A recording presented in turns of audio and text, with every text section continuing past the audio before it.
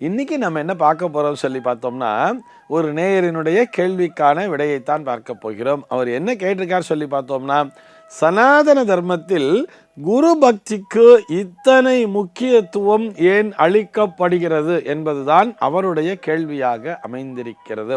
அப்படியே யோசிச்சு பாருங்களேன், மாதா பிதா குரு தெய்வம் அப்படின்னு சொல்லுவா இல்லையா? முதல்ல இந்த உலகத்திலே இருக்கக்கூடிய இந்த ஜீவராசிகளுக்கு, இந்த உலகத்திலே தோன்றக்கூடிய இந்த மனிதர்களுக்கு தாயாரைத்தான் முதலிலே தெரிகிறது.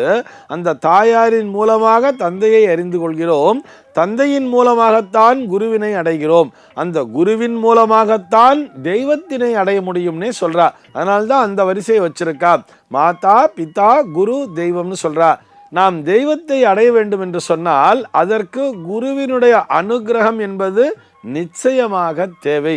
குரு பக்தி என்பது இருந்தால்தான் வாழ்விலே வெற்றியினை காண முடியும்னே வச்சுக்கலாம். குரு பக்தி இல்லாதவர்கள் வாழ்விலே வெற்றியை அடைவது என்பது மிகவும் கஷ்டம். சார், நான் முயற்சி பண்ணுறேன், நான் ஜெயிக்கிறேன், முயற்சித்தால் முடியாதது எதுவும் இல்லை, இதையும் ஒத்துக்கிறோம். ஆனால் அந்த முயற்சி என்பதற்கு கூட ஒரு குருவினுடைய அனுகிரகம் தேவை அப்படிங்கிறத நம்முடைய தர்மமானது வலியுறுத்தி சொல்கிறது. யாரோ ஒருத்தரை நம்ம குருவாக ஏற்றுப்போம் இல்லையா? அவர் தான் சார் எனக்கு எல்லாமே, அவரை நான் ஃபாலோ பண்ணி நடக்கிறேன், அவர் தான் எனக்கு காட்ஃபாதர் அப்படிங்கிற மாதிரிலாம் கூட சொல்லுவா. அவரை பின்பற்றி நான் நடந்து கொண்டிருக்கிறேன், அவருடைய கொள்கைகளை பின்பற்றுகிறேன்னு சொல்றோம் இல்லையா? அவர்தான் குரு என்றே எடுத்துக்கொள்ளலாம். அவரை பின்பற்றி அவர்தான் எனக்கு ரோல் மாடல்னு சொல்றா இல்லையா? இந்த ரோல் மாடல் என்பவர்தான் குரு என்று நம்முடைய சாஸ்திரமானது நமக்கு வலியுறுத்தி சொல்கிறது.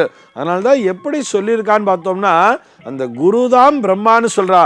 குரு பிரம்மா, குருர் விஷ்ணு, குருர் தேவோ மகேஸ்வரா, குரு சாட்சாத் பரபிரம்ம தஸ்மை ஸ்ரீ குரவே நமஹா அப்படின்னு சொல்றார். ஆக குருதான் பிரம்மா, குருதான் விஷ்ணு.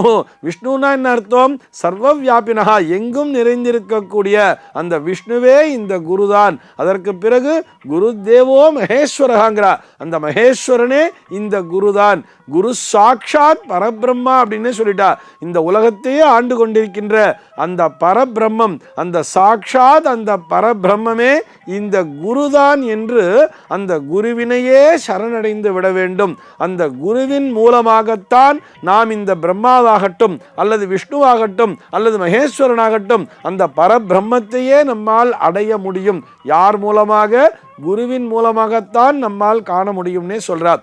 குரு இல்லாத சிக்ஷை பிரயோஜனப்படாதுன்னே சொல்றார். குருவில்லாத ஒரு கல்வியானது நமக்கு நிச்சயமாக பிரயோஜனப்படாது. நானாக ஒரு விஷயத்தை கற்றுக்கொண்டேன், நானாக சுயம்புவாக கற்றுக்கொண்டேன் என்று பலரும் பெருமை அடித்துக் கொள்ளலாம். ஆனால் அதை பெற வேண்டும் என்று சொன்னால் நீங்கள் எந்த புஸ்தகத்தை வேணா எடுத்து படிக்கலாம். எத்தனையோ புஸ்தகத்தை படித்து இந்த கலையை நான் தான் கற்றுக்கொண்டேன், நான் சுயமாக கற்றுக்கொண்டேன் என்று இருந்தாலும் அந்த புஸ்தகத்தை எழுதினவர்னு ஒருத்தர் இருப்பார் இல்லையா? அவர்தானே உங்களுக்கு குருவாக போகிறார் அந்த இடத்திலே. இது போக பிராக்டிக்கலாக அதை அப்ளை பண்ணி பார்க்கணும்னா கூட அதற்கு அந்த குருவினுடைய அனுகிரகம் என்பது வேண்டும். வெறும் ஏட்டுச் சுரக்காய் என்பது பலன் தராது தானே, ஏட்டுச் சுரக்காய் உயர்வு தராது தானே. ஆக அதனை பிராக்டிக்கலாக அப்ளை பண்ணி பார்க்கணும்னு சொன்னால் அதற்கும் இந்த குருவினுடைய அனுகிரகம் என்பது தேவை. ஆக குரு பக்தி என்பது மிகவும் முக்கியத்துவம் பெறுகிறது. எதற்கு என்று சொன்னால், குரு பக்தி ஏன் இத்தனை முக்கியத்துவம் பெறுகிறது என்று சொன்னால், குருவினால் மட்டும்தான் நமக்கு வெற்றியை தர முடியும்னு சொல்றார். ஒரு மனிதன் வாழ்விலே வெற்றி பெற வேண்டும் என்று சொன்னால் அதற்கு அதிமுக்கியமான விஷயம் அவன் தன்னுடைய பெற்றோரை மதிக்க வேண்டும். தாய் தந்தை, அதற்கு அடுத்தபடியாக குருவினையும் மதிக்க வேண்டும். குருவின் மூலமாகத்தான் இவனால் தெய்வத்தை அடைய முடியும்னே சொல்றார். மாதா அப்படிங்கிறத விட தாயார் தான் இந்த உலகத்திலேயே வசத்தின்னு சொல்றோம். அவர் மூலமாக அறிந்து கொள்ளக்கூடிய அந்த தந்தையானவர் அதை விட வசத்தி. அந்த தந்தையின் மூலமாக போய் ஒரு இடத்துல போறோம் இல்லையா, உபநயனம்னே சொல்லுவார். தந்தையானவர் பிள்ளைக்கு உபநயனம் செய்வித்து அந்த குருவிடம் அழைத்து செல்கிறான்னு சொல்றா.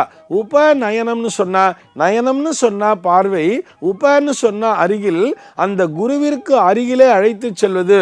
குருவினுடைய பார்வை இவன் மீது பட வேண்டும் என்று சொல்லித்தான் அவனுக்கு அந்த உபநயனத்தையே செய்விக்கிறார்கள். உபநயனம்னு சொன்னா இது ஏதோ ஒரு அந்தணர்களுக்கு மட்டுமானது என்று தவறாக புரிந்து கொள்ளக்கூடாது.